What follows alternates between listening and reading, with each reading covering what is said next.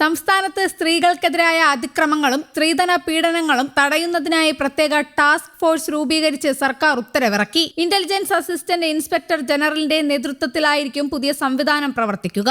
ഗാർഹിക പീഡന കേസുകളിൽ വേഗത്തിൽ അന്വേഷണം പൂർത്തിയാക്കി ഇരകൾക്ക് നീതി ഉറപ്പാക്കുകയാണ് ലക്ഷ്യം. വനിതാ ശിശുവികസന വകുപ്പും സംസ്ഥാന പോലീസ് മേധാവിയും സമർപ്പിച്ച ശുപാർശകൾ പരിശോധിച്ച ശേഷമാണ് ആഭ്യന്തര വകുപ്പ് ഇത് സംബന്ധിച്ച ഉത്തരവ് പുറപ്പെടുവിച്ചത്. ഇന്റലിജൻസ് AIG അനുജ് പലിവാളിനാണ് പദ്ധതിയുടെ ചുമതല.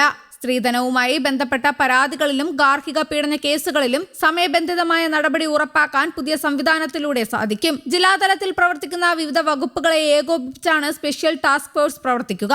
ജില്ലാ വിജിലൻസ് കമ്മിറ്റി, ജില്ലാ വനിതാ cell, Sakhi one stop centre, legal services authority, വനിതാ ശിശുവികസന വകുപ്പിന്റെ ജില്ലാ ഓഫീസ് എന്നിവിടങ്ങളിൽ നിന്നുള്ള പ്രതിനിധികൾ സമിതിയുടെ ഭാഗമാകും. ഇതിനു പുറമെ ഒരു വനിതാ പ്രതിനിധിയെയും ടാസ്ക് ഫോഴ്സിൽ ഉൾപ്പെടുത്തുമെന്ന് AIG വ്യക്തമാക്കി. കഴിഞ്ഞ കുറച്ച് വർഷങ്ങളായി സംസ്ഥാനത്ത് സ്ത്രീധനത്തിന്റെ പേരിലുള്ള അതിക്രമണങ്ങൾ വലിയ തോതിൽ വർദ്ധിച്ചു വരികയാണ്. കേന്ദ്ര ആരോഗ്യ കുടുംബക്ഷേമ മന്ത്രാലയം പുറത്തുവിട്ട ഏറ്റവും പുതിയ ദേശീയ കുടുംബാരോഗ്യ സർവേ കണക്കുകൾ പ്രകാരം കേരളത്തിലെ സ്ത്രീകളുടെ ഗാർഹിക സുരക്ഷ സംബന്ധിച്ച് ആശങ്കാജനകമായ വിവരങ്ങളാണ് പുറത്തുവരുന്നത്. പങ്കാളിയിൽ നിന്നുള്ള ശാരീരികമായ മർദ്ദനം, കടുത്ത പരിക്കേൽപ്പിക്കൽ, നിർബന്ധിത ലൈംഗിക അതിക്രമങ്ങൾ എന്നിവയെല്ലാം ഗാർഹിക പീഡനത്തിന്റെ പരിധിയിൽ വരും. സ്ത്രീധന പീഡനവുമായി ബന്ധപ്പെട്ട ആത്മഹത്യകൾ രാജ്യത്ത് വർദ്ധിച്ചു വരുന്ന സാഹചര്യത്തിൽ കൂടിയാണ് സർക്കാരിന്റെ ഈ നിർണായക ഇടപെടൽ.